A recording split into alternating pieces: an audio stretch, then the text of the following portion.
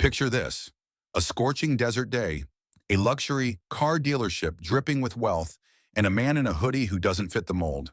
He walks in and gets kicked to the curb. But here's the twist: he's not just any guy. He's hiding a secret that'll flip this place upside down. Who is he? What's he got up his sleeve? And why does one woman's mistake from 12 years ago come back to haunt her in the wildest way? Buckle up, because this story's got drama, revenge, and a game changer you won't see coming. Hit that like button if you're ready for the ride and subscribe now. Trust me, you don't want to miss how this ends. Let's roll. The desert sun blazed over Scottsdale, Arizona, a ruthless tyrant painting the horizon in shades of crimson and gold. Heat waves danced across the cracked pavement, bending the air like a warped mirror. In the heart of this inferno stood Prestige Motors, a shimmering oasis of luxury amid the sand and grit. Rows of sleek cars gleamed like molten metal under the unforgiving light.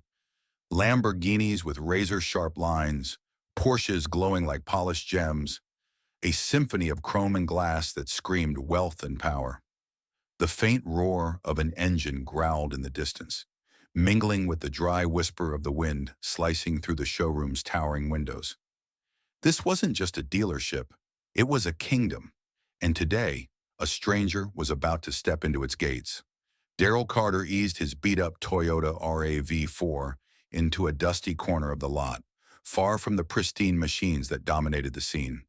The SUV's faded silver paint was scratched and sun-bleached, a relic from a life most people here couldn't imagine. At 34, Daryl didn't look like he belonged. His gray hoodie hung loose, frayed at the cuffs from years of wear.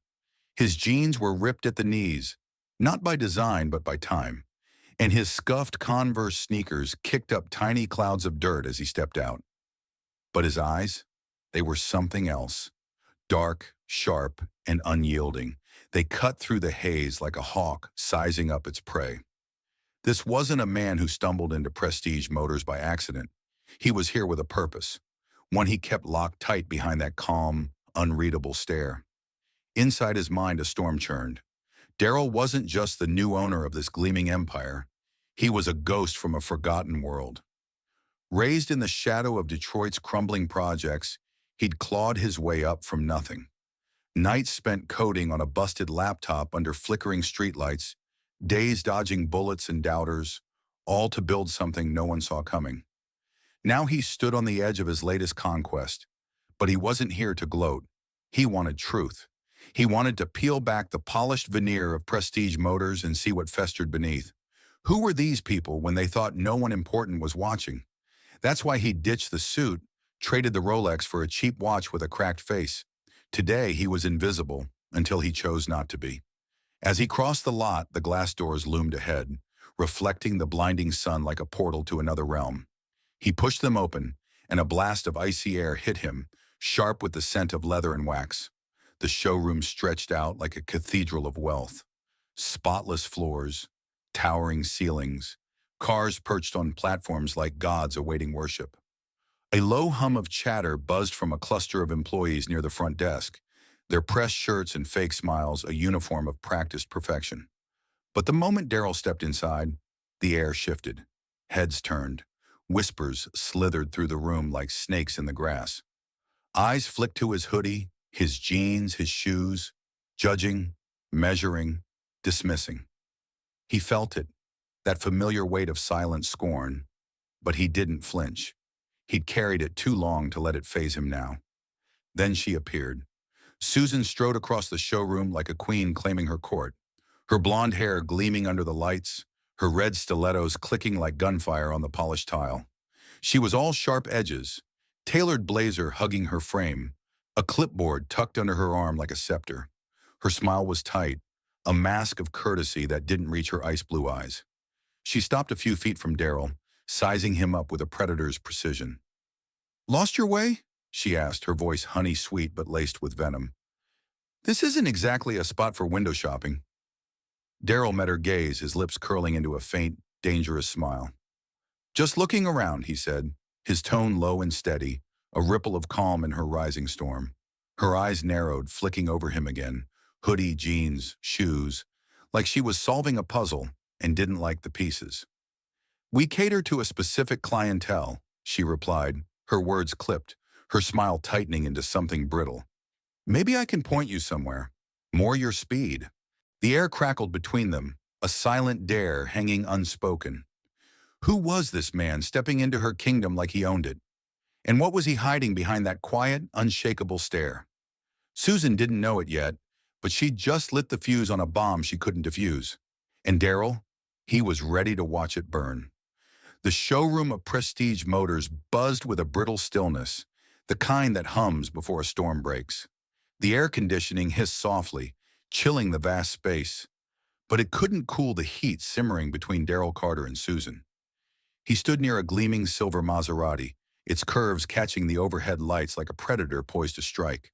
His gray hoodie hung loose, the frayed cuffs brushing his wrists, his jeans torn at the knees from years of wear.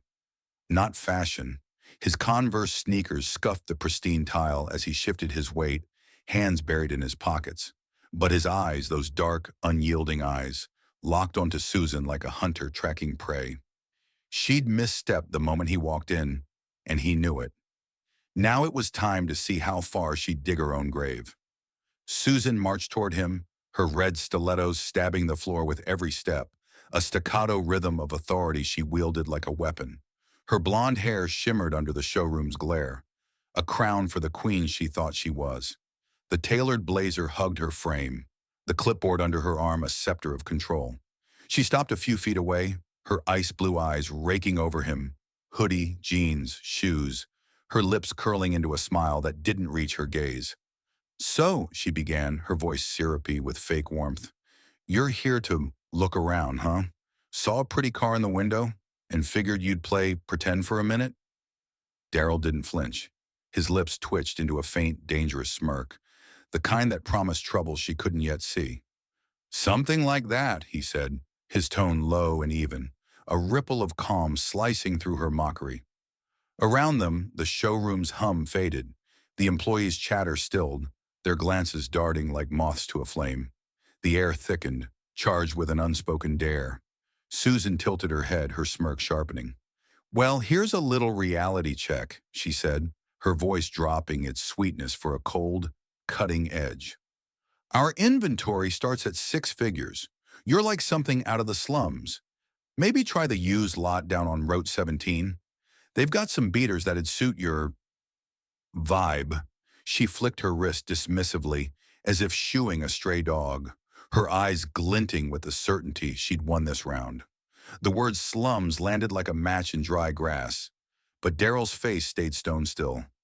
Inside, a flicker of fire sparked, memories of Detroit's cracked streets, the rusted stairwells of his old projects, the nights he'd shivered under a bridge with nothing but a dream and a busted laptop.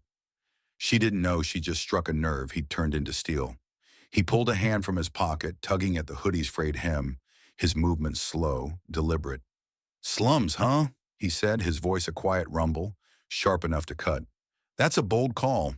What else you got me pegged for? These jeans? These shoes? Or is it something you're too chicken shit to say outright? Susan's mask slipped. Just a heartbeat, a flicker of doubt in her eyes, but she snapped it back fast, her clipboard creaking as her grip tightened. I've been doing this too long to waste time on dreamers, she shot back, crossing her arms like a shield. You don't scream Lamborghini buyer. I'm saving us both the hassle. Trust me, it's a kindness. Kindness, Daryl echoed, his tone mock thoughtful, letting the word hang like a guillotine blade. He took a step closer, his sneakers whispering against the tile, closing the gap until she had to tilt her chin to meet his gaze. Funny how kindness looks a lot like a door in the face. Tell me, Susan, what's my limit in your world? Go ahead, put a number on it. I'm all ears.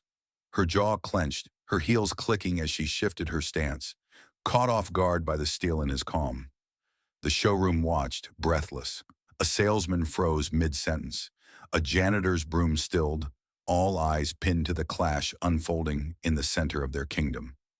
Susan's lips parted, a retort forming, but Daryl didn't let it land.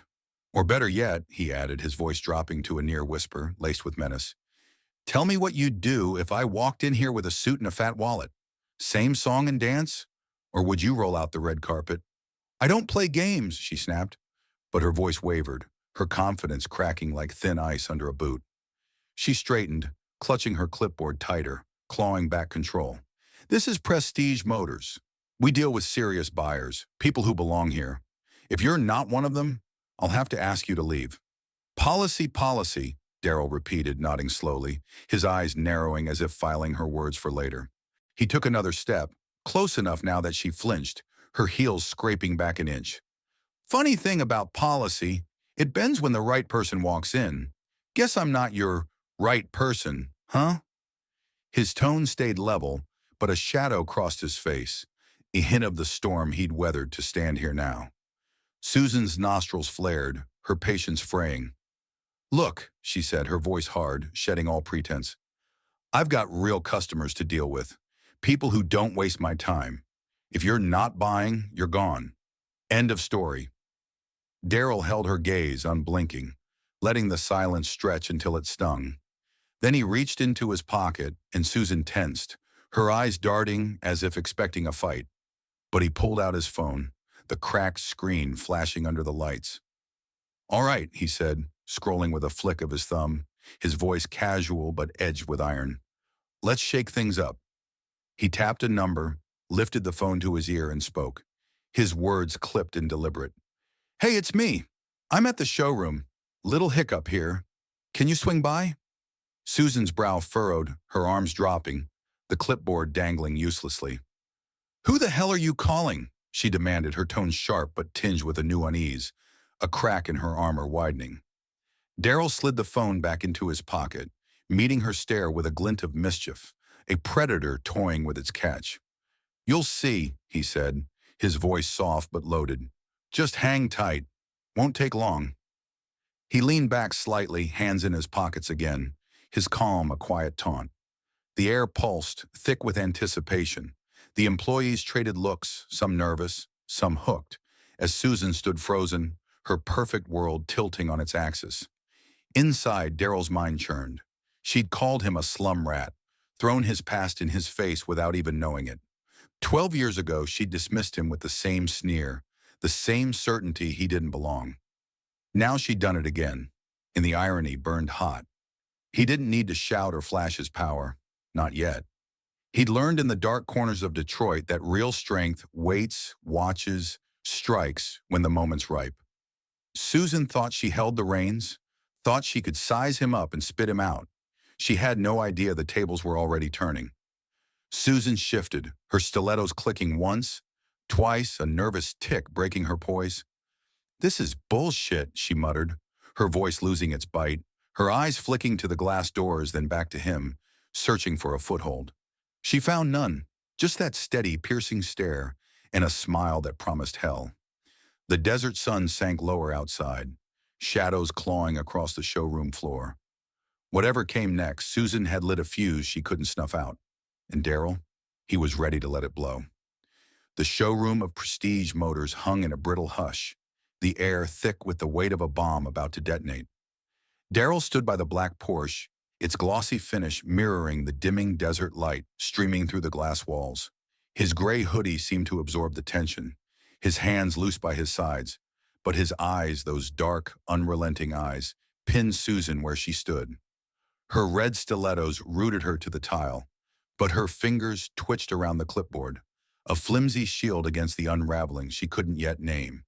The employees hovered like ghosts, their whispers snuffed out, their stares darting between the two figures, locked in a silent war.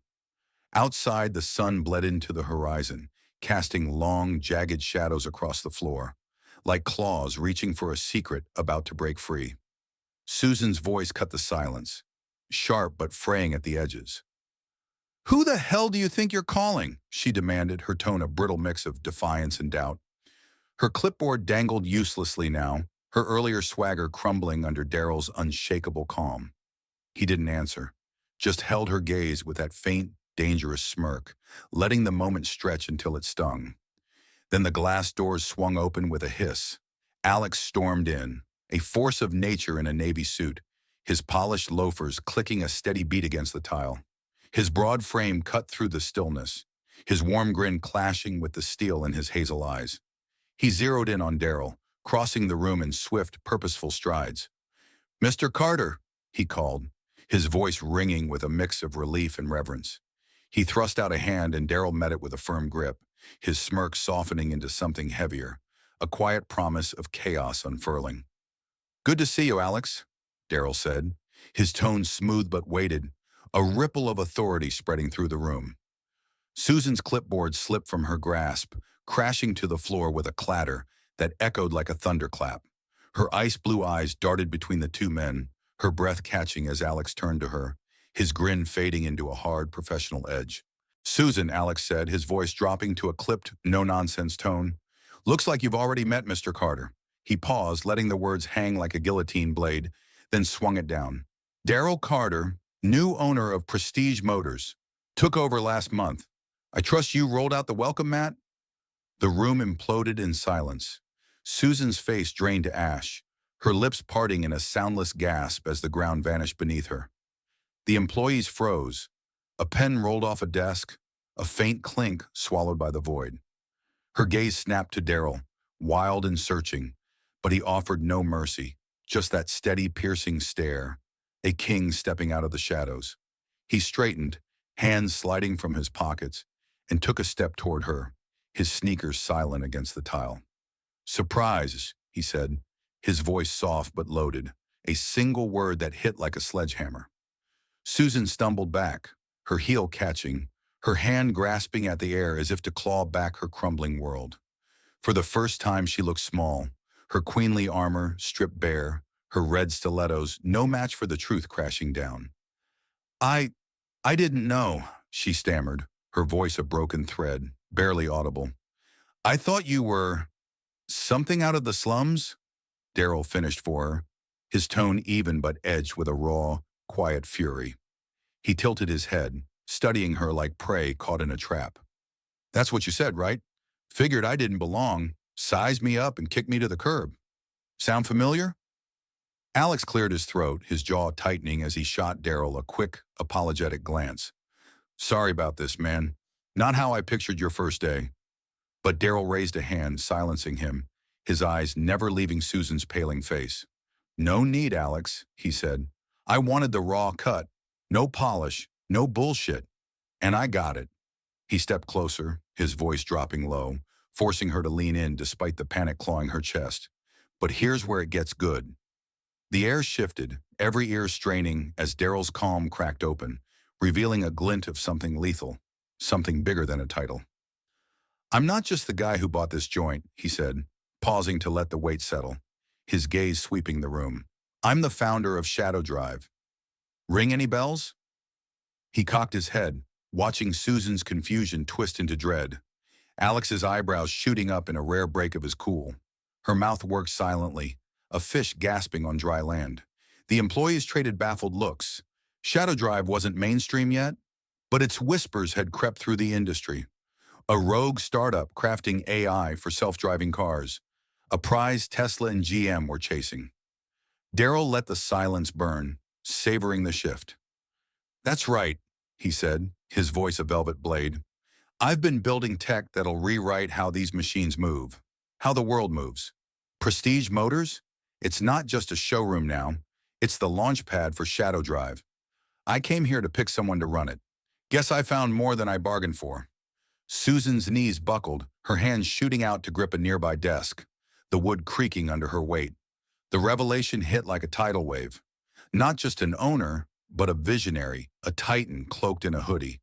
Her slums jab now dangled like a noose, strangling her with every breath she took. But Daryl wasn't done. He closed the gap, his voice dropping to a whisper, intimate and brutal. "Here's the real twist, Susan. 12 years ago, I walked in here. Different day, same vibe. A kid from Detroit, resume in hand, begging for a shot. You were there, assistant manager, all heels and high horse. Remember what you told me?" Her eyes widened, a spark of recognition flaring behind the panic. She shook her head, a choked whisper escaping. "No, that wasn't—" Her hand flew to her mouth, stifling the denial, as she stumbled back, the desk catching her fall.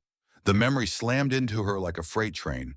A young man, nervous but fierce, standing where Daryl stood now. She'd barely glanced at him, her smirk dismissing him before he'd finished speaking. "You're not cut out for this place, kid," she'd said, and sent him packing. She couldn't outrun it now. Daryl held her gaze relentless. "Yeah," he said, his voice soft but unyielding. "You shut me down. Same sneer, same certainty. Guess what? That kid's back, and he owns the damn floor you're standing on." The room froze, the air thick with secondhand shock.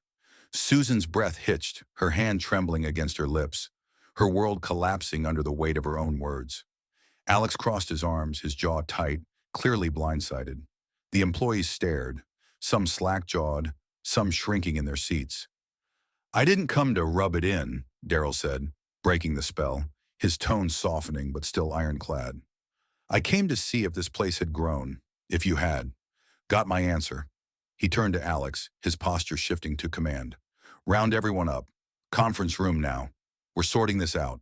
Susan stared after him as he walked away, her clipboard forgotten on the floor, her red heels clicking unevenly as she sank against the desk. She'd misjudged him, twice, 12 years apart, and the cost was crashing down.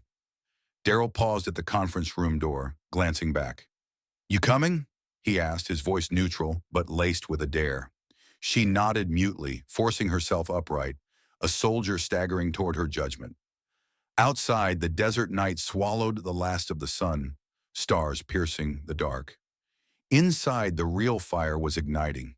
The conference room at Prestige Motors gleamed like a fortress of glass and steel, its towering walls reflecting the last slivers of desert twilight.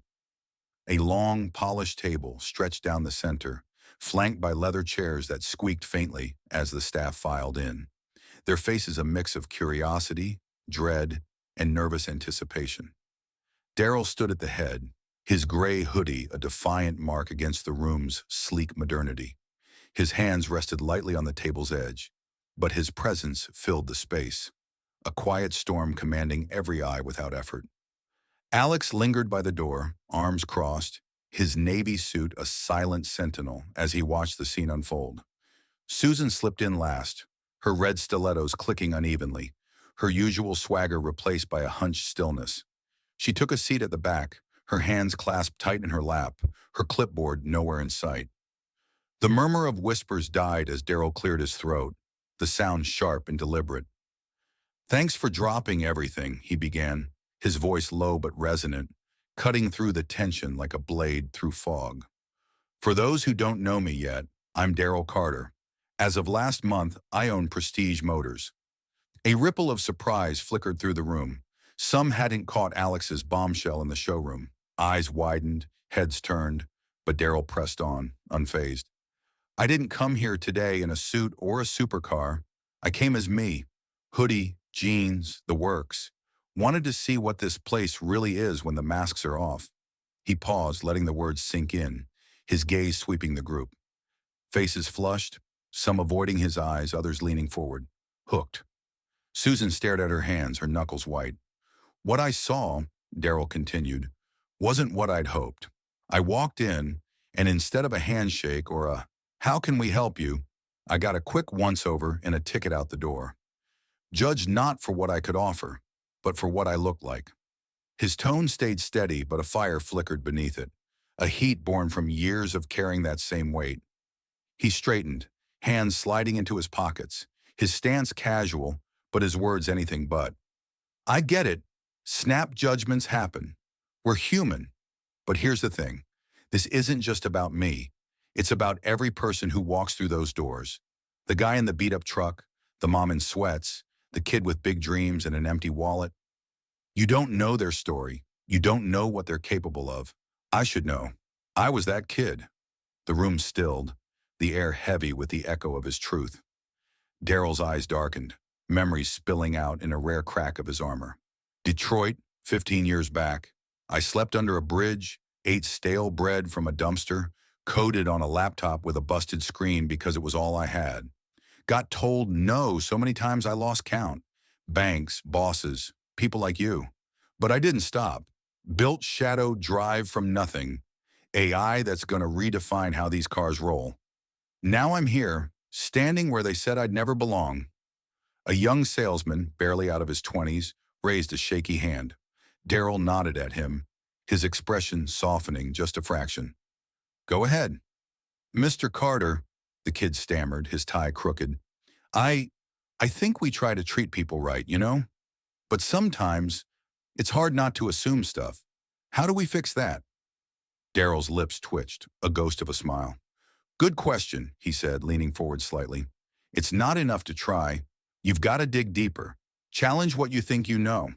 Ask yourself, am I seeing this person or just my idea of them? That's where it starts. And it's not just on you. It's on all of us to build a place where those assumptions don't get the last word. He turned, his gaze landing on Susan. She flinched, her head snapping up as if pulled by a string. Susan, he said, his voice gentle but firm, like a hand extended through a fire. You've been quiet. Anything you want to say? All eyes swiveled to her.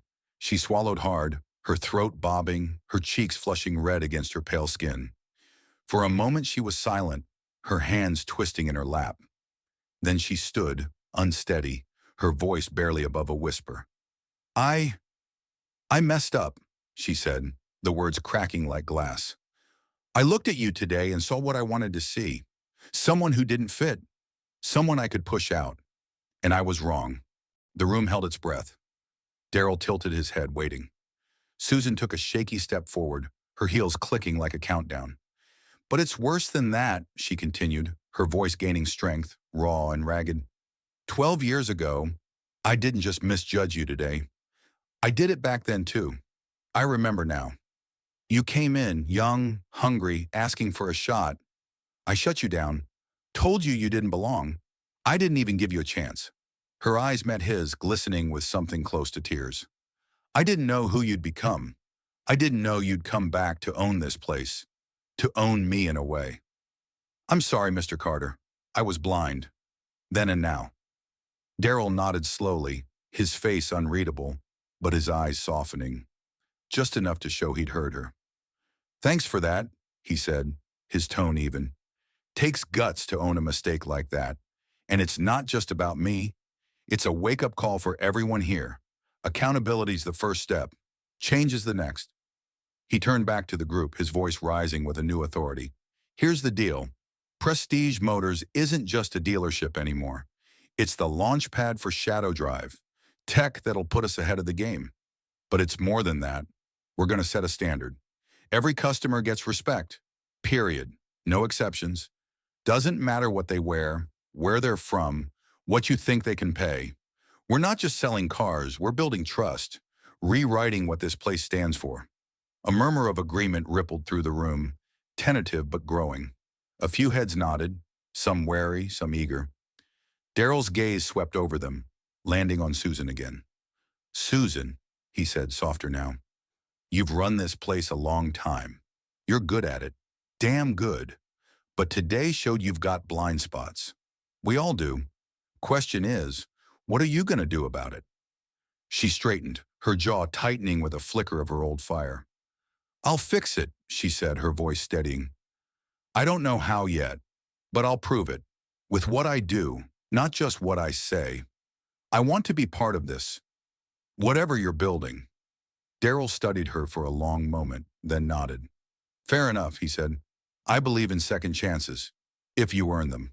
We'll talk one-on-one later. For now, let's focus on what's ahead. He stepped back, hands on the table again, leaning forward with a quiet intensity. This isn't easy. Change never is. But it's necessary. And Prestige Motors is going to lead the way, not just in tech, but in how we treat people. If you're in, I've got your back. If you're not, doors that way. Your call. The room fell silent, the weight of his words pressing down like a forge testing metal. No one moved. No one spoke. Even Susan stayed rooted, her eyes locked on Darrell, a mix of shame and resolve burning in them. Outside, the desert night crept in, stars piercing the dark, mirroring the spark of something new igniting within these walls. Darrell straightened, his hoodie catching the light, a symbol of defiance turned to purpose. All right, he said, a faint smile breaking through. Let's get to work. The conference room cleared out in a slow, heavy shuffle, the staff spilling back into the showroom with faces torn between awe and unease. The glass walls caught their reflections, distorted shadows stretching into the desert night beyond. Darrell lingered at the head of the table, his gray hoodie a quiet rebellion against the room's sterile sheen. He ran a hand along the polished wood, grounding himself after the fire he'd lit. Alex paused at the door, tossing him a lopsided grin. "You don't mess around, do you, boss?" he said, then slipped out, leaving Darrell alone with the hum of his own resolve. Susan hovered near the exit, her red stilettos scuffing the tile as she turned back, her blazer sagging like armor too heavy to bear. She approached him, steps faltering, her hands twisting together in a nervous knot. "Mr. Carter," she said, her voice stripped raw, barely above a whisper. "I meant it back there. Thank you for not tossing me out after everything. I won't screw this up." Darrell met her gaze, her ice-blue eyes now softened with a fragile earnestness. He nodded once, firm but not cold. "I hope not," he said, his tone steady, a quiet challenge beneath it. "Talk's easy, Susan. Prove it with what you do. That's what I'm watching." She swallowed hard, her jaw tightening with a flicker of resolve, then nodded back, a silent vow etched in the lines of her face. Her heels clicked unevenly as she left, a rhythm of redemption yet to find its stride. He stepped into the showroom, the vast space now cloaked in stillness, the cars glowing like silent titans under the artificial light. The desert night pressed against the glass, stars punching through the black like sparks of a bigger dream. Darrell's mind churned, not with the sting of Susan's slums jab, not with the weight of her past rejection, but with a vision that stretched beyond these walls. This wasn't about one dealership or one grudge. It was about rewriting the rules, building a place where value wasn't a price tag or a suit, but a fire in the gut, a refusal to break. He'd been that kid from the slums, dismissed and doubted, and now he'd turned that into a ladder for others. Morning broke over Prestige Motors with a new pulse.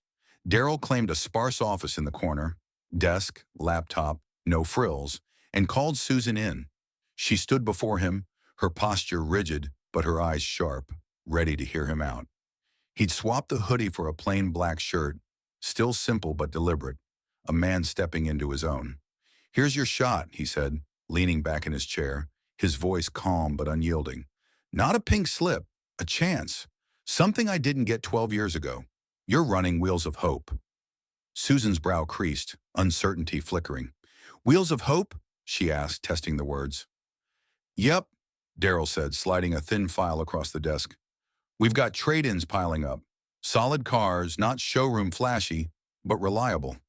You're going to get them fixed, priced dirt cheap, and sent to the neighborhoods that need them. Places like where I came from. Plus, we're throwing in free driving classes for kids who can't pay. Skills, wheels, a way up. That's the deal." Her eyes widened, a spark catching behind the doubt. "You're not kidding?" she murmured, half to herself. "Dead serious," he shot back, tapping the file. "You said you'd prove it. This is how.